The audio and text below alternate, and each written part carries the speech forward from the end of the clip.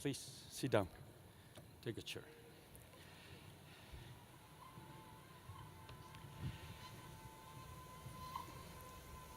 Les vamos a compartir las reglas del juego que definimos entre el señor Richard Dawkins, Deepak Chopra y su servidor. Un preámbulo. Bravo. De verdad es un honor tener estas mentes en este lugar.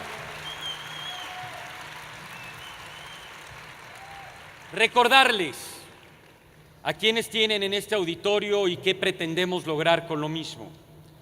El doctor Richard Dawkins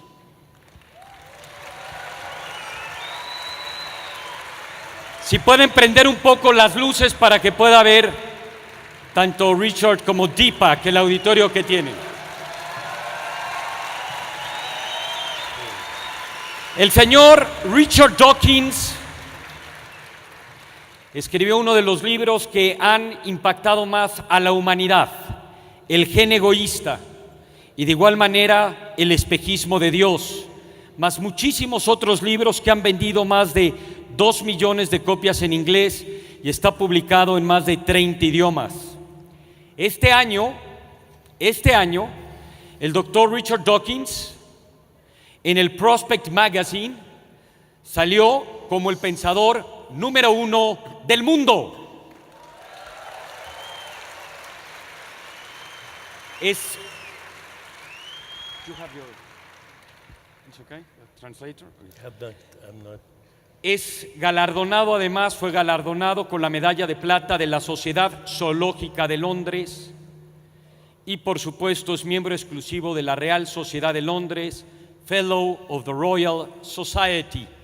Entre muchas otras cosas, Richard Dawkins. De igual manera, Deepak Chopra es autor de más de 75 libros, incluyendo 21 New York Times Best Sellers. Es escritor, es médico y conferencista de origen indio y, por supuesto, proponente de medicina alternativa y Ayurveda, fundando el Chopra Center for Wellbeing junto con David Simon. Señoras y señores, el señor Deepak Chopra, sus libros han sido traducidos también a más de 30 idiomas y ha vendido también más de 20 millones de copias en el mundo. Deepak Chopra.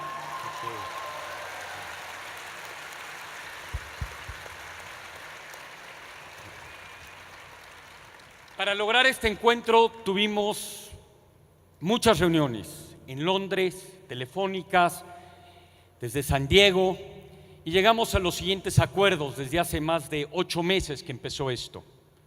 Primero, esto no es un debate. This is not a debate. It's a dialogue. Es un diálogo, es un encuentro. Queremos conocer a profundidad qué es lo que se opina y lo que se piensa sobre 3 temas fundamentales. El primer tema es si realmente el universo tiene un propósito, si hay un para qué en la vida, si hay un sentido, o si por supuesto lo contrario es lo correcto, que no hay ningún propósito, la vida es la vida, la evolución es la evolución. Tema número 2, si la religión es buena o mala para la humanidad. Y tema número 3, la relación entre ciencia y espiritualidad. ¿Existe una física cuántica dentro de la espiritualidad y por lo tanto la espiritualidad es parte de la ciencia? ¿O eso es una charlatanería y la física cuántica ha sido abusada, mal interpretada y mal expuesta por la gente que cree en esta conciencia y en esta espiritualidad? Con base en estos 3 temas, tanto Richard como Deepak propusieron preguntas. Las preguntas de Deepak se encuentran aquí Las de Richard se encuentran aquí. Ellos podrán utilizar preguntas de aquí o de allá, o si quieren, hacer sus propias preguntas, porque sobre la evolución de este diálogo surgirán cosas que con antelación, por supuesto, no llegaron a suceder. Sin embargo, también tenemos unas pelotas transparentes que de vez en cuando vamos a sacar, que son preguntas realizadas por algunos de los speakers. A todos los speakers de las Suelas Ideas se les invitó a hacer preguntas. Algunos las enviaron. Reglas del juego.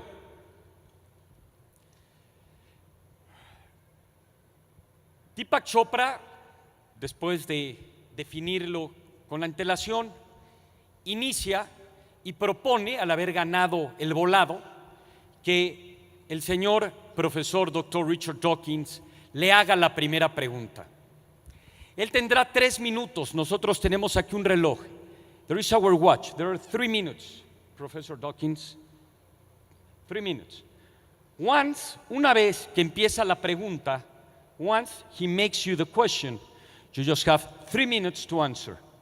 Tienes 3 minutos para contestar.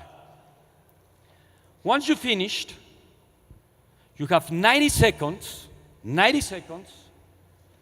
to comment and talk about the answer that Deepak gave you. And then you will have 60 seconds, if you want, to have the last word of the question. And then vice versa. Is that clear?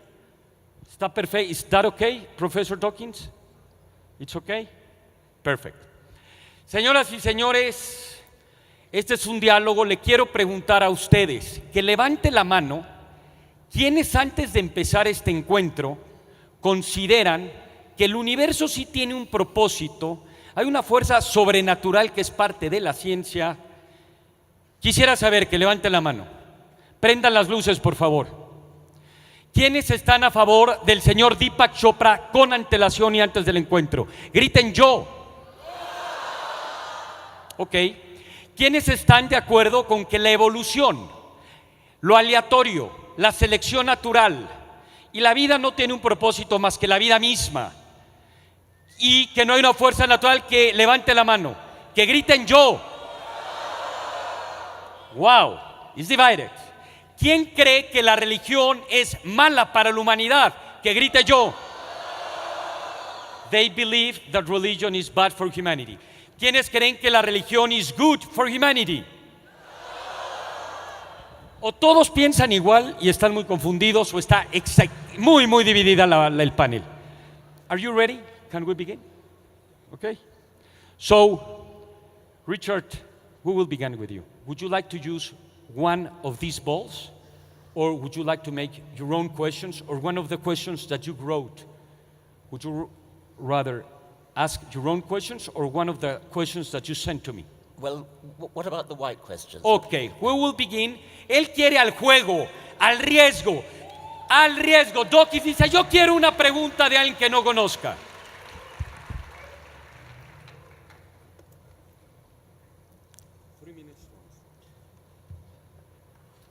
Mira, la pregunta es nada más y nada menos. This question is from Alan de Botton. Wow. En español se las digo y ahora en inglés. ¿Alguna vez es suficiente? En inglés, is it ever enough simply not to believe? What else can one believe in? ¿Alguna vez es suficiente simplemente no creer? ¿En qué más puede uno creer? Let me see the question. I didn't hear what. Is it ever enough simply not to believe? What else can one believe in? Please.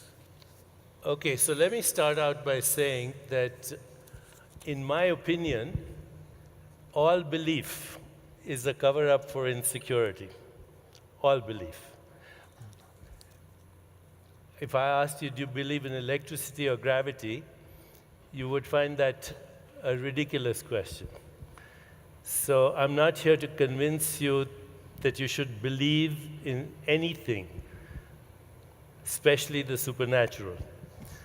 I'm here to ask you the most fundamental question that was posed earlier. Does the universe have a purpose? And there are two ways of looking at it. If you look at it from the top down, from the point of view of biological organisms, it looks like biological organisms are purpose-driven. Even a nematode or a small microorganism has some kind of sentience. It senses the environment, it processes it, it gets away from predators, it looks for food. So to me, biological organisms are purpose-driven, there's no question. In the human nervous system, that takes on questions like, do I have a soul? Does God exist? What is the meaning of life? Why is there a universe? Why is there awareness? Is there truth, goodness, beauty, harmony? Is evolution merely random mutations and natural selection? Or could there be other factors? Could it be guided by awareness and behavior? These questions occur to human beings. But I would say all organisms are purpose-driven. Now, when you look at this from the bottom up, from the point of view of individual particles coming out of the so-called quantum vacuum, there seems to be no purpose. It seems to be totally random for the individual particles that emerge from the infinite void, you might say, purposely, without purpose. But when you look at the sum total of their activity, you have a universe. You have constants that fine-tune the universe to be what it is. You have precise laws of nature which make sense to a rational human being. So I think even from the bottom up, I'm compelled to say that there's an organizing intelligence, there's a deeper consciousness that throws out this universe at the speed of light. Sorry, from nothing. Dr. Chopra. Time is over. Thank you very much. Un aplauso, por favor. So now There is no question but that... you have 90 seconds, please. There is no 90 segundos en el reloj. There is no question, of course, but that individual organisms, nematode worms, birds, kangaroos, anything you like, behaves as if they have a purpose. You described apparent sentience on the part of worms. They react to stimuli, they approach things. Individual organisms, animals, plants, bacteria, all behave as if they have a purpose. That's precisely the problem that Darwin solved. Why do living things look as though they've got a purpose? Darwin showed showed the answer to that problem was evolution by natural selection. But that's a very, very different matter from saying that the universe has a purpose. This is a complete confusion of scale. Individual organisms have a purpose for reasons we understand very well, Darwinian reasons, but that is 100 miles, 1,000,000 miles from saying that something like the universe has a purpose. Purpose came into the universe late. It came into the universe late after the Darwinian process had got going, had produced nervous systems, had produced brains. Brains are things that have purposes. Brains have purposes. Brains, in the case of human brains, make machines which also have purposes. But that's the correct understanding of purpose. To push purpose back to the universe itself is to make a complete confusion. You have Deepak, 60 seconds. I think the confusion is because Dr. Dawkins looks at biological organisms as separate from the universe and not as activities of the universe. You and I right now are an activity of the universe. And as an activity of the universe, we are expressing purpose. But Dr. Dawkins did not address why the universe is fine-tuned so that we can have this conversation. Why are the laws so rational? What is the origin of these laws? To bypass that, we would have to propose 10 to the power of 500 universes that randomly arise from nothing. Not only is the universe arising from nothing, but this nothing seems to be the womb of creation, where nature goes to the same place to create a galaxy of stars or an electrochemical impulse in your own neural networks. Thank you very much.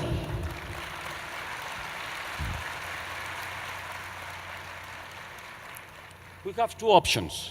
One is now we take another ball and now you make him a question, or we give each of you 1 more minute to keep talking in depth about this important concern. Would you rather that? Yeah. Por favor, pongan otra vez. You will have 3 minutes and you 3 minutes, okay? Por favor, 3 minutos, please. The issue of the fine-tuning of the universe, of course, is a completely different one, and it's a very interesting one which we can talk about. However, that was not what you were originally talking about. You were originally talking about the apparent purposefulness of living organisms, which is striking. I mean, it's a very, very important aspect of living things. That's why we needed Darwin to explain it. Darwin did explain it. Darwin explained how, starting with no purpose at all, nothing that you could call purpose, the laws of physics, working through this remarkable process called evolution by natural selection, gave rise to cells, to nerve cells, to nervous systems, to brains, to the illusion of purpose. Well, indeed, the very genuine purpose, because in living things, purpose is a very genuine phenomenon. We understand how it happened because of evolution. Now, to go back to the universe is another matter entirely. And now you've changed the subject and talked about the alleged fine-tuning of the universe, which is a very important and interesting question, one that is in the province of physics. You and I are both biologists, not physicists, but we can have a go at talking about it. Some physicists have alleged that the fundamental constants of the universe are very fine-tuned, such that if any of them were any different, the universe would not come into being the way that it is, and we wouldn't have stars, we wouldn't have galaxies, we wouldn't have chemistry, we wouldn't have life, and we wouldn't have us. Some physicists dispute the alleged fine-tuning. Other physicists say that we don't yet understand enough about physics in order to know where those fundamental constants come from. Yet other physicists still talk about a multiverse in which there's a very large number of universes, and most of those universes do not have the physical constants tuned in order to give rise to us, but a tiny minority do, and by the anthropic principle, we clearly have to be in one of those universes that does have those properties. 3 minutes is an absurdly short time in which to talk about this, and it wasn't the original question, but perhaps we can come back to it with a later discussion. Muchas gracias. Dr. Chopra, he just want to use 2 minutes. You have 3 minutes like he had it. Okay. Whatever you want. So Dr. Dawkins, you and I are have biological backgrounds, and we have both dabbled a little bit in quantum physics. I have to say that my current book is co-authored by a chaired professor in genetics and neuroscience at Harvard. I am writing and have papers accepted in professional journals on quantum biology and neuroscience, and I can give you the citations later.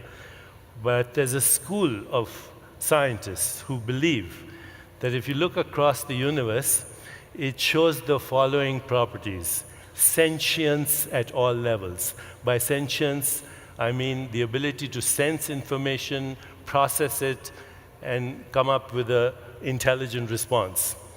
Complementarity at all levels, which means that the universe is empirical, but most of it is actually non-empirical, non-observable.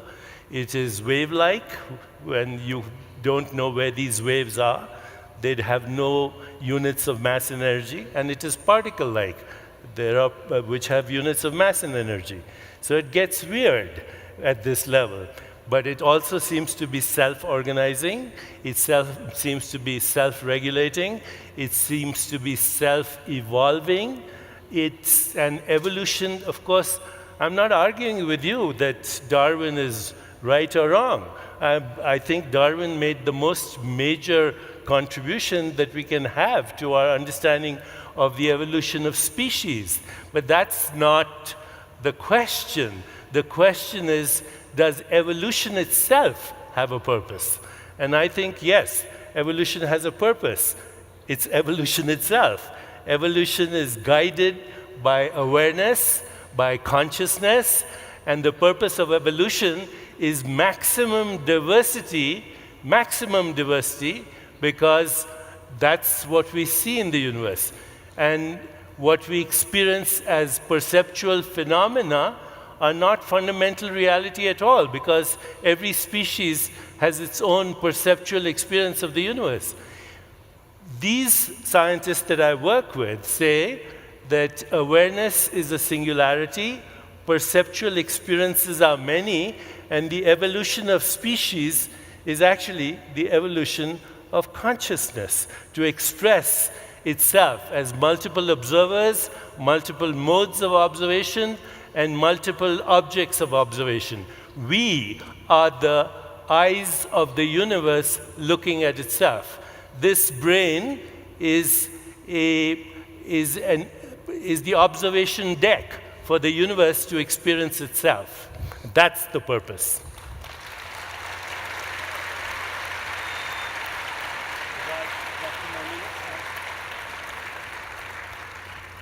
Un minuto 30 para The cada. scientists that I respect are scientists who work hard to be understood, to use language clearly, to use words correctly, and to understand what is going on. We have been subjected to a kind of word salad of scientific jargon used out of context with inappropriately, apparently uncomprehendingly.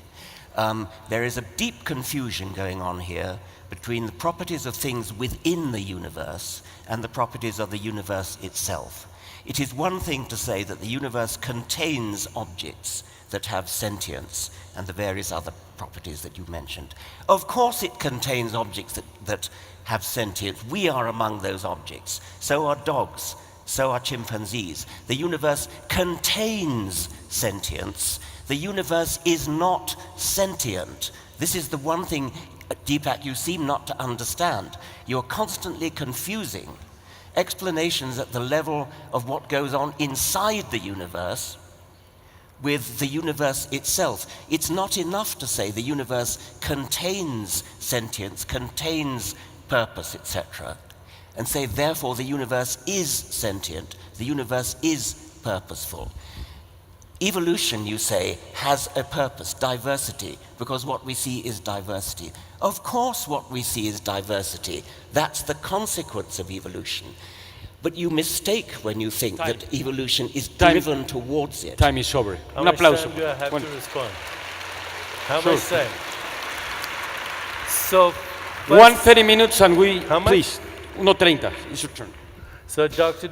Dawkins, I would like to remind you that ad hominem is a logical fallacy, and that's Science 101. You should know that. Ad hominem means talking about a person This is as my an turn to individual. speak, sir. Okay? You accused me of jargon. You accused me of misusing language. How many people understood what I was saying? You're lying. Okay?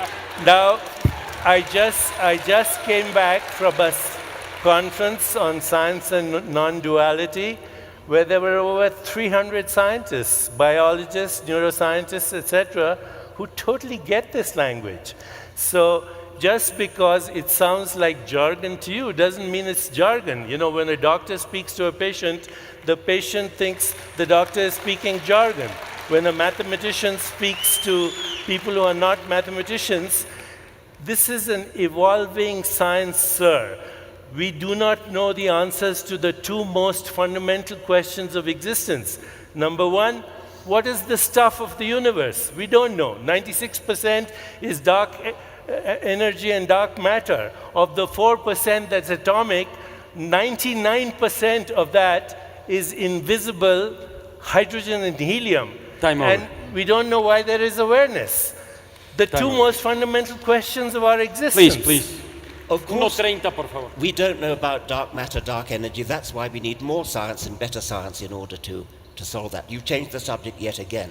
Let's talk about sentience. You say the universe has sentience. The universe doesn't have sentience. Things in the universe have sentience. Why do you confuse this audience by saying the universe has sentience? Can you tell me what the composition of the universe is? That wasn't the question. No, because you're talking things, right? Things are basically the atomic universe is stardust, and stardust has sentience in you and me. According to people like Freeman Dyson, even atoms have sentience. Atoms have no sentience. You disagree with Freeman Dyson? Yeah, then? if that's what he says, which I doubt, I disagree with him.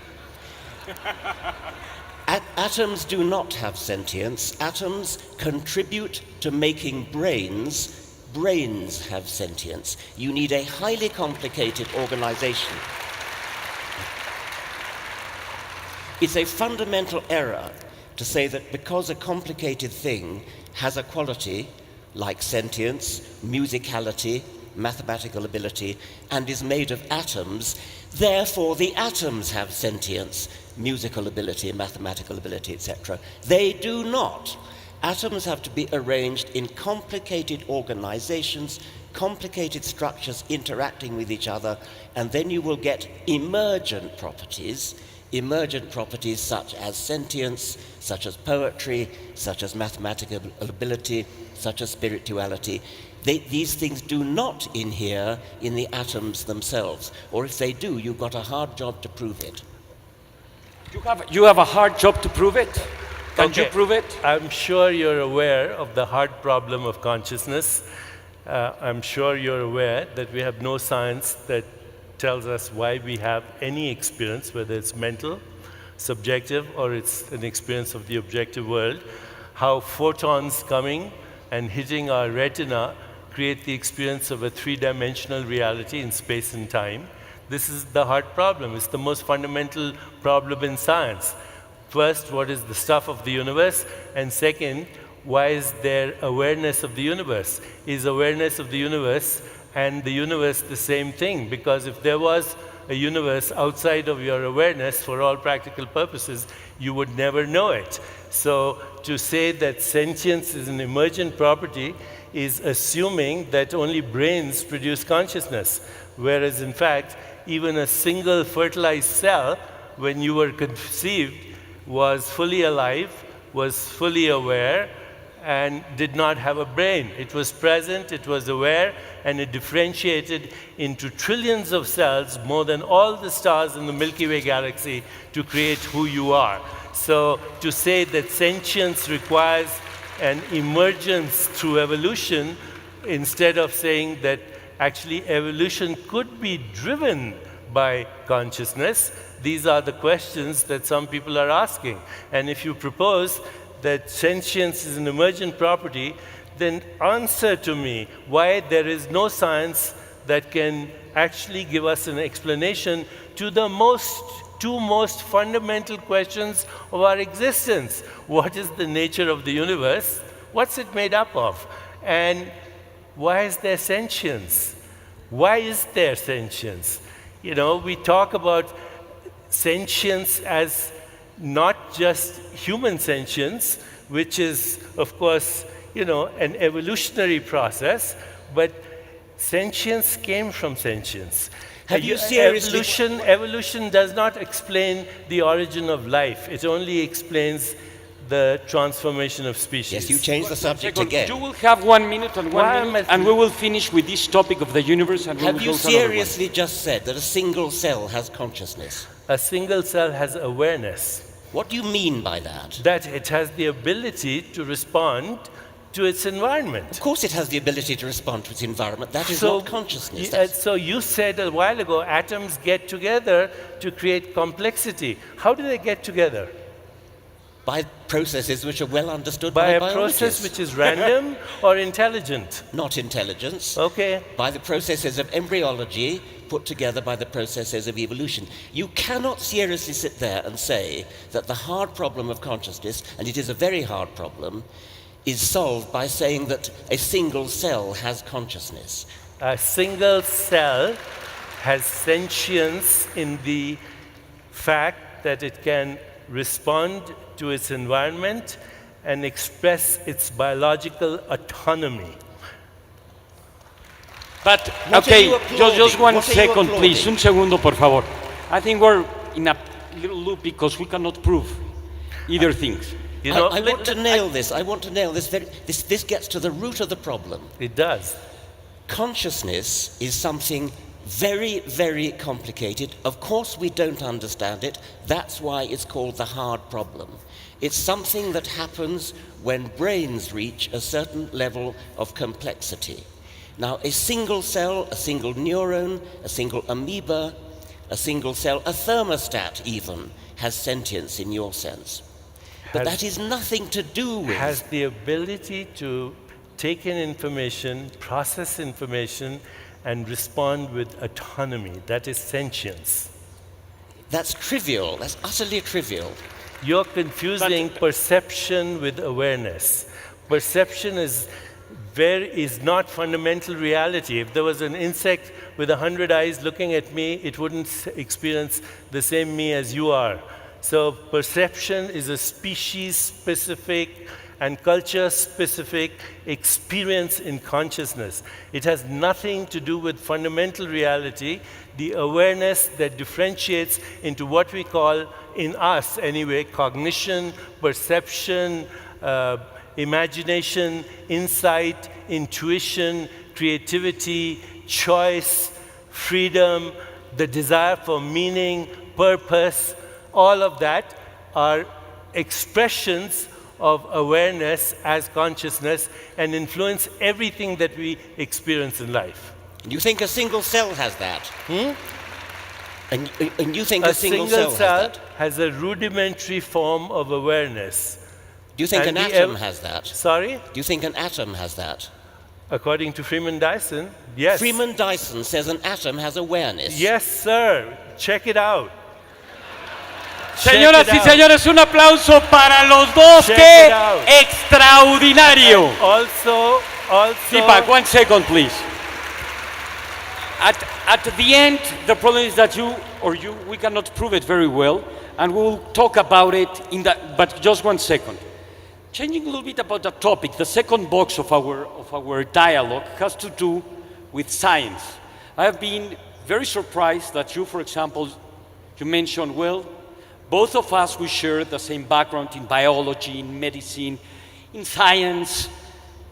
The question is, how come that you share the same scientific background and you differ so much? My question is, are there two types of science, or he went to a school that it was not really a very good school, or you went to the wrong school, or what's going on here?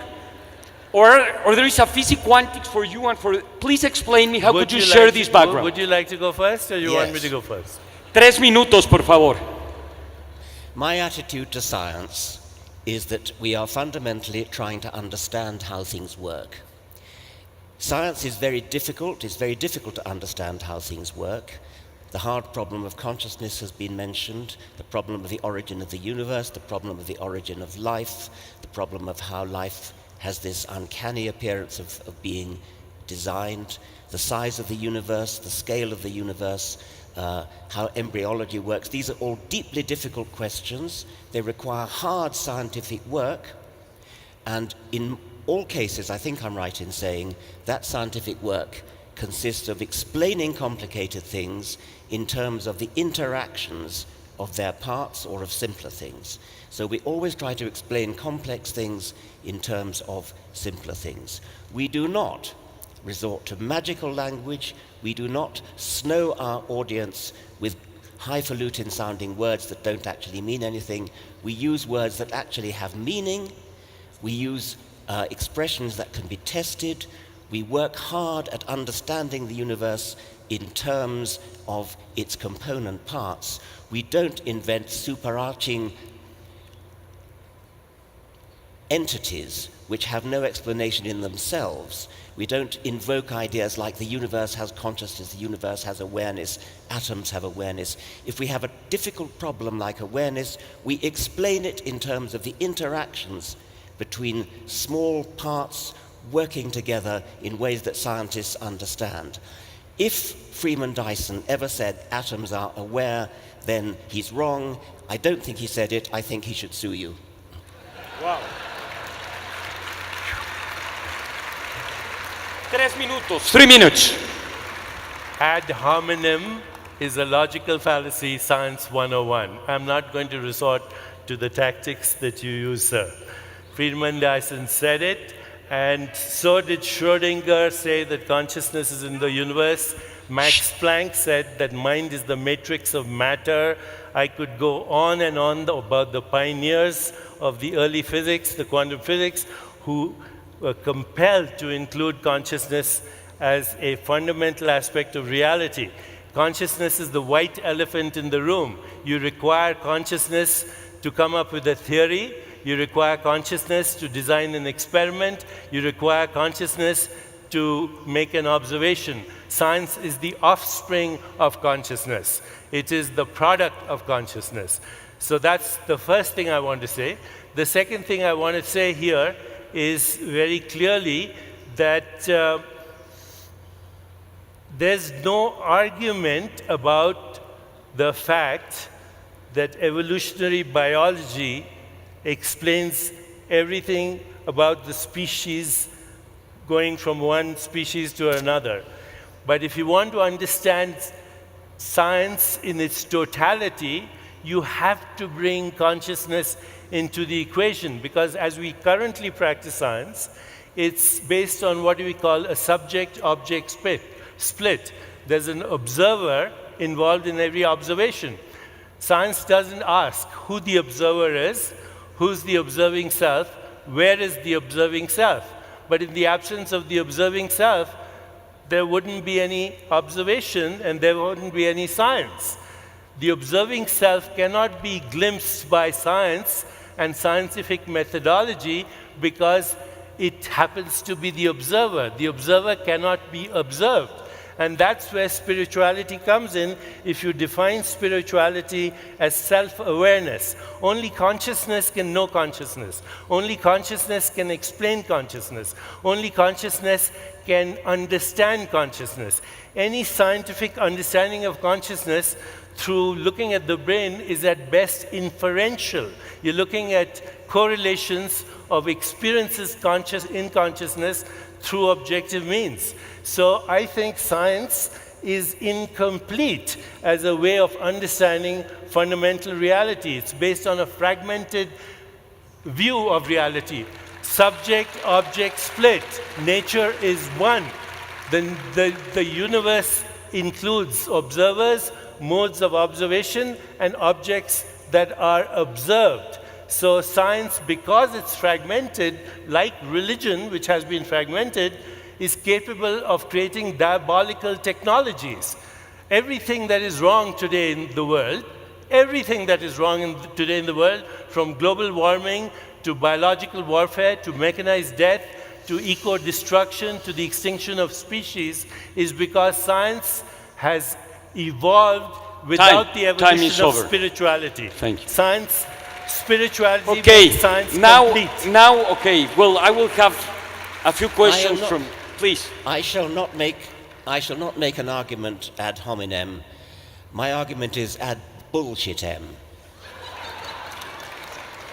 Okay. You're violating all the rules of logic. Of course we need to understand consciousness. Of course consciousness is vital to everything we do. Consciousness is something we are all aware of, is something profoundly difficult to understand. It's something that science desperately needs to understand. That we can surely agree upon. That does not mean the universe is conscious. That does not mean any of the things you've just said. It means that consciousness is a subject which is worthy of scientific exploration. Proper scientific exploration, which means understanding consciousness in terms of nervous systems. Possibly in the future in terms of computers, because it's conceivable that computing machines may reach the stage of complexity and organization that they too will experience subjective consciousness. But whatever experiences subjective consciousness is going to be complicated, is going to be a very large organization of lots of small parts interacting together in very complex ways. An atom will never be conscious, nor will a single cell. So may I ask you a question? Have you ever engaged in self-reflection or self-awareness? Have you ever experienced transcendence? Have you ever questioned if perceptual reality is different from fundamental reality? Have you ever questioned the idea that science does not examine reality but creates models of reality?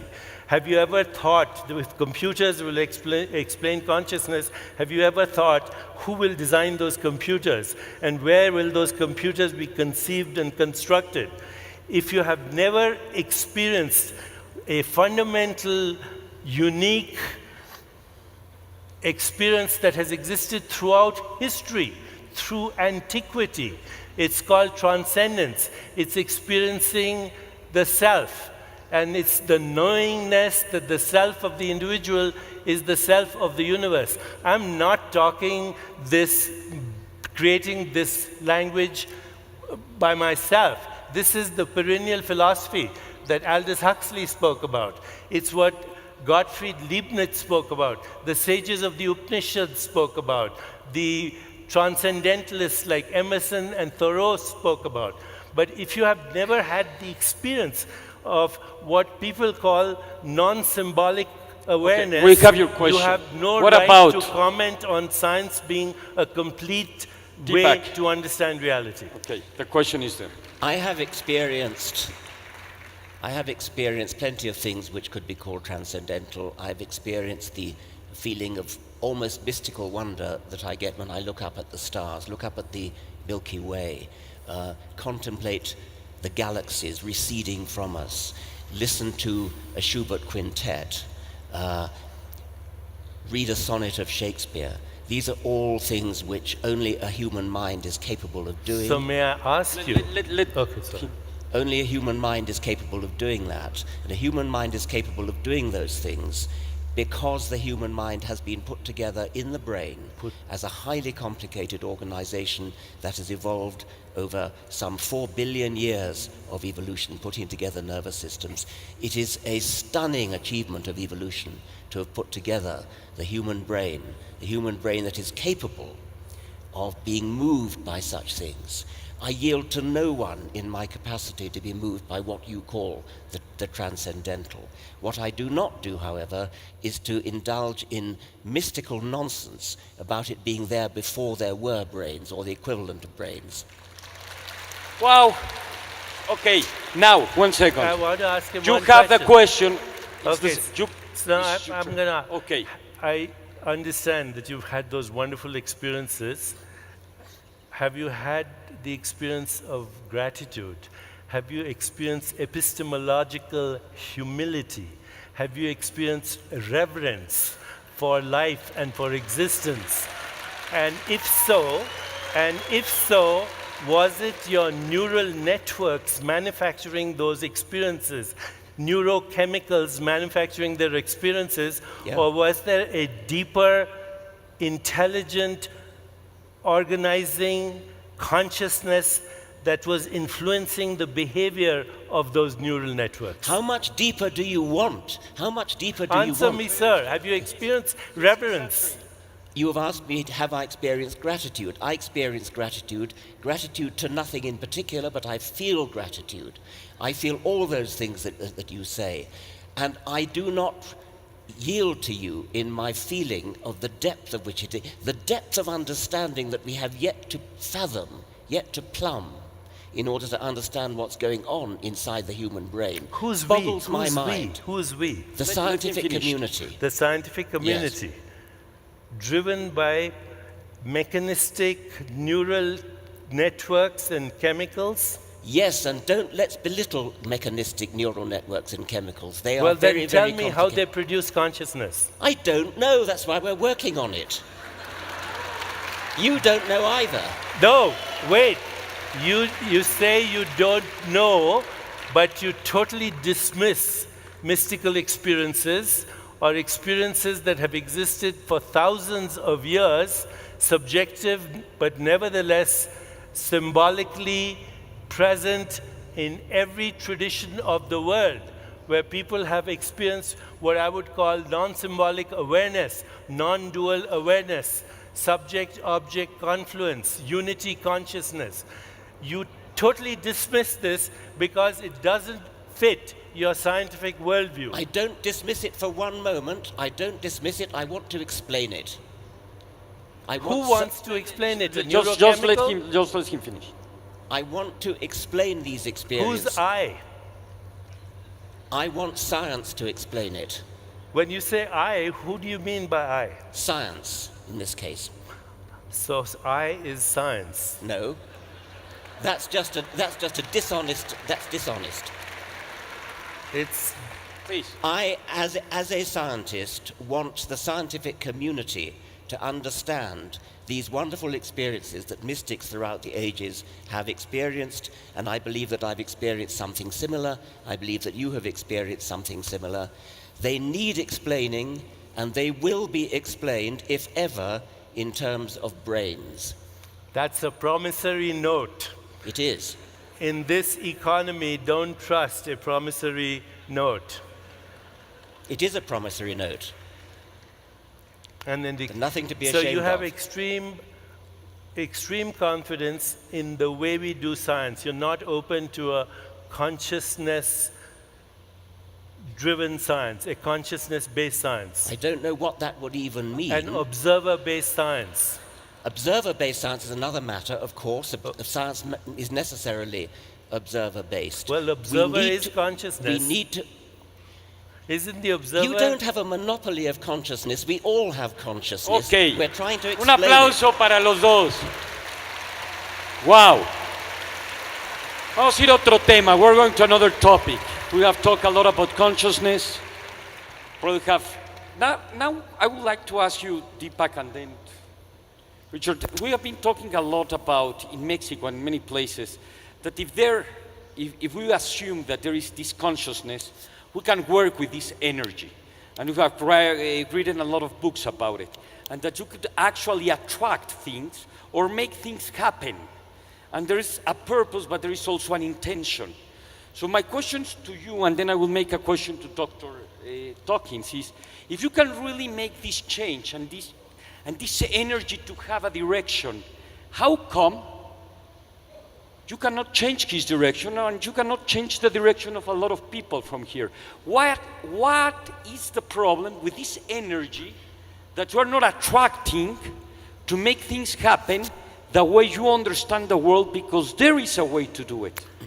We are all conditioned by the hypnosis of our childhood and conditioned by society, by ideologies, by religion, by history, by economics, and the prevailing scientific paradigm to look at the world in a certain way.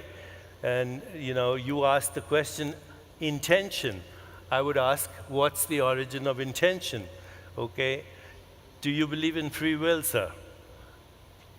I think free will is a very persuasive illusion. I'm very pleased to have that illusion. I behave and feel as if I have free will. Well, then we might as well stop the debate. None of us has free will or the ability to make a choice right now.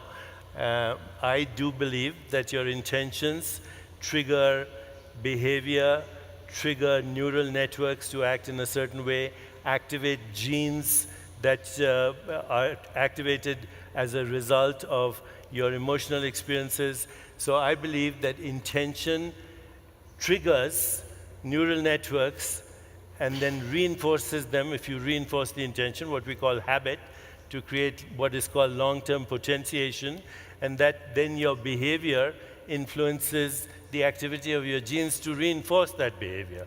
So the fact is that you won't change anybody's mind here after the debate. In fact, those people who agree with Dr. Dawkins will go back stronger in their belief. Okay, and those people who agree That with me point, will go the three back of us, we stronger. agree. We're not going to change your minds because we're all bamboozled by our conditioning to begin with. Well, that can we prove it? That can we prove it? We will see. Dr. Dawkins, how could you explain that so many people follow his ideas? I know that it's very frustrated for you. I can feel it. The way that our brain works your and how blood pressure, difficult it is. Richard? The question that I make you, how do you explain the brain of most of the people, not everybody, probably not even most, but how many millions of people follows and believe what you think it's really bullshit? I don't know. I mean,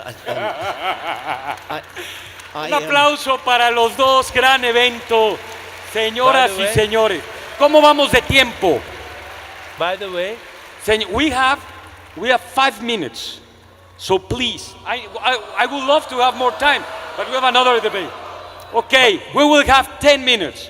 So, okay, we will have the whole year here. No, yes. Okay, by the way, please. bullshit recycles as life. I didn't hear that. What is it? In India, we call it In that, cow shit. That's where we call the cows vamos a holy. tener 10 minutos, tenemos otro debate. Les quiero preguntar, por favor, vamos a probar la hipótesis, que es además de un biólogo, que acaba de decir Deepak. Who will prove his hypothesis? Who have changed? ¿Quién ha cambiado? Pero sean honestos, no por darle lugar a uno o al otro. ¿Quién antes del debate pensaba como Deepak o como Richard, pero después de esto cambió de opinión? Griten, yo cambié, yo. Well, there are few people. Okay. You have to ask him just one question, and we will talk 5 minutes in each of those topics, and the debate will be over, okay? So he asked a question. It's your turn, please. Or would you rather that we have another, you have a question from your own, I may please. have something.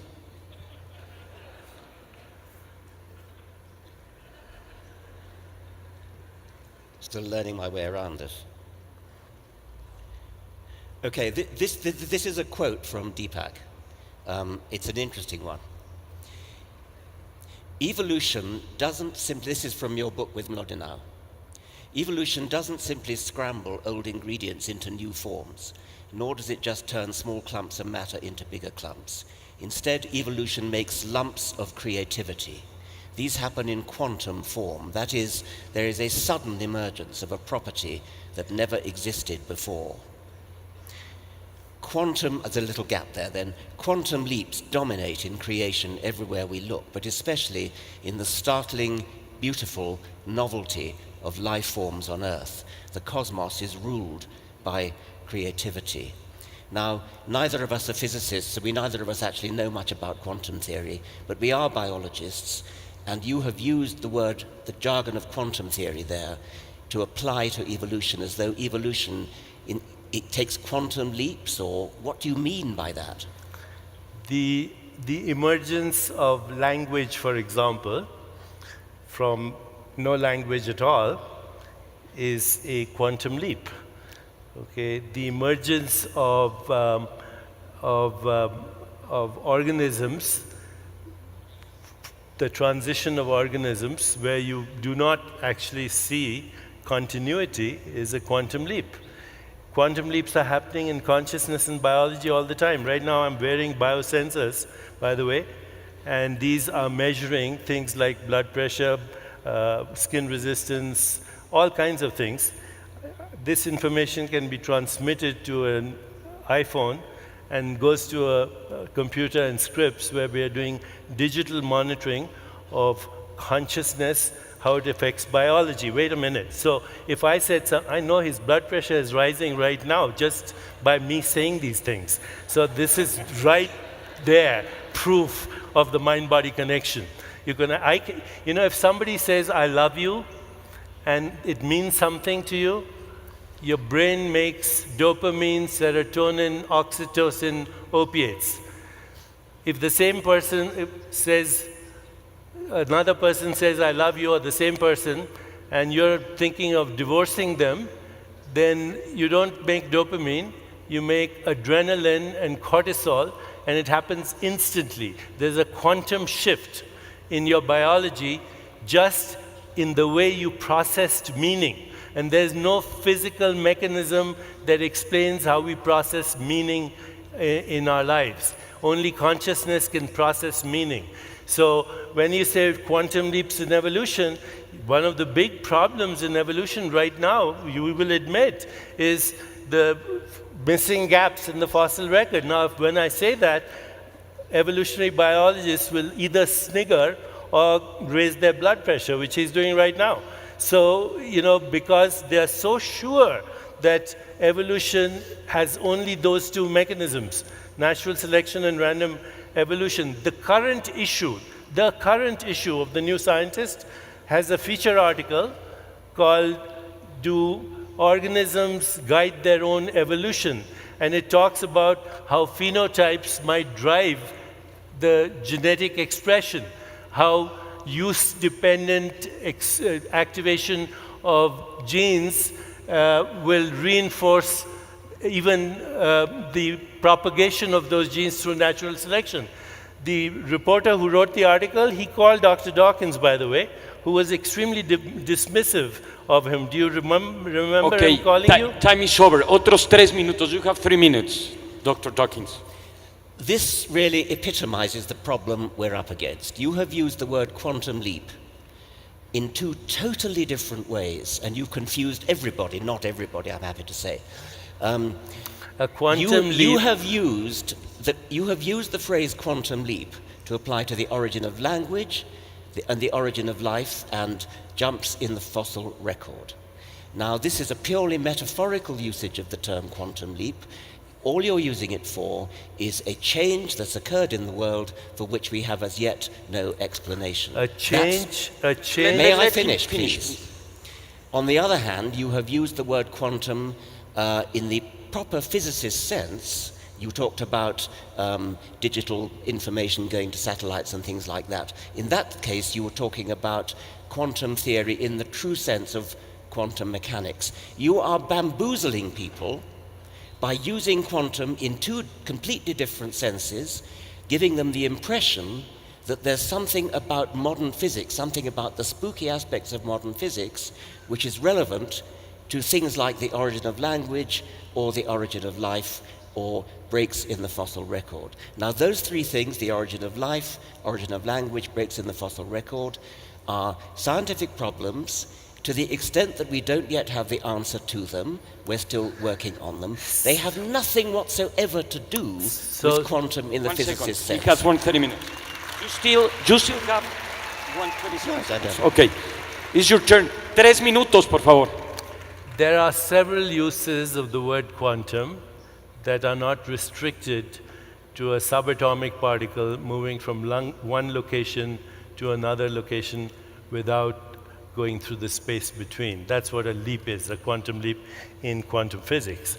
But the broader community uses quantum for any phenomenon, any space-time event that exists in one location in space or time and then exists in another location of space and time without going through the intervening space. It's called the discontinuity.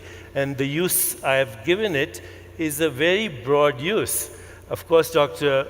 Dawkins rightly claims that it is a metaphorical use, but he should understand that all science is metaphor anyway, to begin with. Nobody's actually, explained how a subatomic particle appears out of a non-empirical realm. And then when it's not being observed or it's not interacting with other particles, how does it go back? So yes, quantum leap has a much broader connotation, including if you watch Star Trek, when the captain says, "Beam me up, Scotty," and Scotty presses a button, and the captain disappears here and shows up there without going through the space in between. So I agree, I've used it metaphorically, but in fact, all science is a metaphor. Un minuto y medio, por favor. Metaphors are extremely valuable. I use them myself all the time, but a good metaphor is one that clarifies and doesn't obscure. For you, sir, let it him confuses finish. you. Please, it's not Deepak. confusing a lot of people out there. Please. Perhaps you should catch up. You talked about the analogy being, in this case, going from one place to another without passing through the intermediates. That's a hell of a leap for you to make. When you talk about the origin of life, there is no such thing as not passing through the intermediate stages. There were intermediate stages. We just don't know what they were at present. That's a very different thing. In the case of gaps in the fossil record, the gaps in the fossil record apply quite simply because not everything fossilizes. It's rather a good thing it doesn't, otherwise we'd be snowed under with fossils. The origin of language, a mysterious and fascinating question. We don't know what the intermediate stages were, but we're absolutely sure there were intermediate stages. There were intermediate stages in all three cases. Now, it is true that in everyday language, in the English language, we do use the phrase quantum leap to mean something rather vague, but we don't bamboozle audiences by deliberately confusing that with a modern physics explanation which everybody, including you and me, finds hard to understand. Incidentally, because I was coming here and because I've been heavily criticized by the mainstream scientific community for my book Quantum Healing, including by Dr. Dawkins, I just, out of curiosity this morning, went to Google to look at the reviews of quantum healing when it first appeared in 1988. And there's a really good review, guys, in the New England Journal of Medicine of that book. Okay? So, again, Dr. Dawkins would like to check it out, just like he wants to check out Freeman Dyson, because it doesn't appear with his worldview. I have just had a paper accepted in a journal called Neuroquantology with 2 quantum physicists, including a chaired professor in a university in California. It's going to appear in December 25. I have written papers on quantum consciousness in the Journal of Cosmology, a special edition that was edited by Sir Roger Penrose. So, you know, I am not that loose with my language. I know when I use metaphor, and I know when I use it Deepak, accurately as well. Thank you very much, Richard. Thank you very much. Let me just share very few things with you. We have been, actually, we're almost running out of time. It's pretty interesting that in the side of science, we still have a lot of questions, and we know that we have to have a curious mind, think about it, but we don't have all the answers, and this is the scientific mind. In the other hand, as we can see with the spirituality, probably in this side of the spectrum, he or somebody or many people have found or discovered many answers that scientists are still looking for. And probably the reference that Deepak put to support his work are the same that will support him or vice versa. And at the end will be a loop. And we have been talking around all this time into 2 big questions: the purpose of the universe, the awareness of the consciousness, the methodology that science uses, the methodology that spiritual people uses, and also we have talked about 2 kinds of sciences in a way. We share the same background, but we differ in all the results and the outcomes. The only question that we didn't answer, and we just have 2 minutes or 3, but I think it's also a very important topic for this day, it has to do with religion. And this will be the last opportunity to say something because it was part of the agreement. The big question was, is religion good or bad for humanity? And I know it's a very big question for 3 minutes to answer, but I don't want to leave this auditorium without having the chance to listen to your opinion. So we will begin with you. 3 minutes. Is religion good or bad? It's neither, and it's both. Religion, like any institution, has succumbed to cronyism, power-mongering, influence peddling, corruption, bureaucracy, and all the things that happen with organizing any activity. Is it good? Well, people have had religious experiences throughout the ages, which include transcendence, epistemological humility, reverence, gratitude, the feeling and emergence of Platonic qualities like truth, goodness, beauty, harmony, understanding that there is evolution in the universe. These are, I think, religious experiences, and they have been there throughout history. There is also, through religious experience, a shift in identity from personal identity to a broader identity that allows those people who have that experience to overcome their fear of death, to lose their fear of death. And there is, again, what I said, this deep humility and gratitude and reverence for the mystery of our existence. That's the religious experience. Now, of course, it can be corrupted, and people go to war and kill each other and do all kinds of abysmal things in the name of God and the name of religion. But that doesn't mean that the religious experience itself is invalid. Does science have good or bad aspects to it? A fragmented science, in the absence of evolutionary changes in our spirit or consciousness, creates the technologies I mentioned.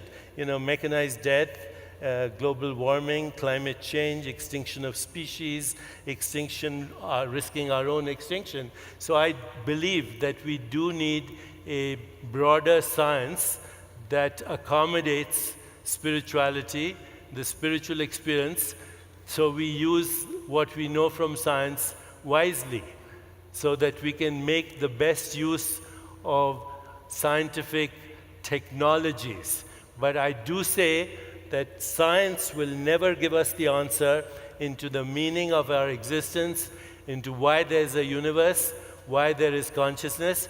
Only consciousness can experience consciousness. That's why we need spirituality, if by spirituality I mean self-awareness, self-reflection, transcendence, and our own desire to know ourselves. In my view, our search for God is our highest instinct to know ourselves, to find meaning in our own lives, to understand why there is evolution, what is the purpose of existence. Thank you very much. Time is over.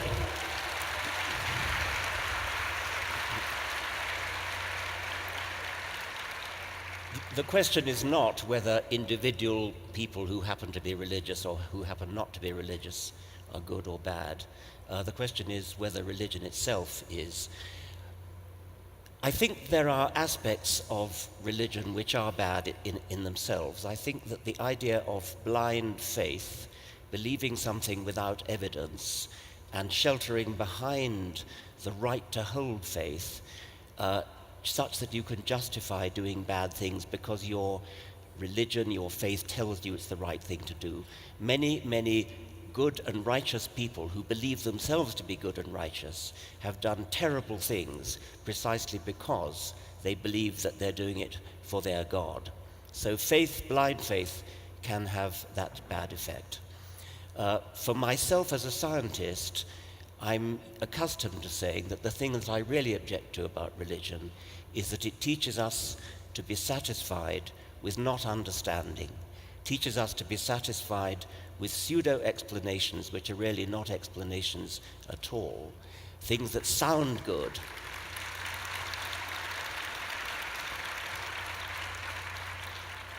Things that sound like an explanation but which really aren't, which appeal to the emotions but don't actually explain anything. So I think that religion in that sense can be the enemy of science, the enemy of truth. But this evening I'm reflecting more that what may really be the enemy of truth and the enemy of science is willful obscurantism, whether it comes from religion or not. Wow. Can I say something? Sure.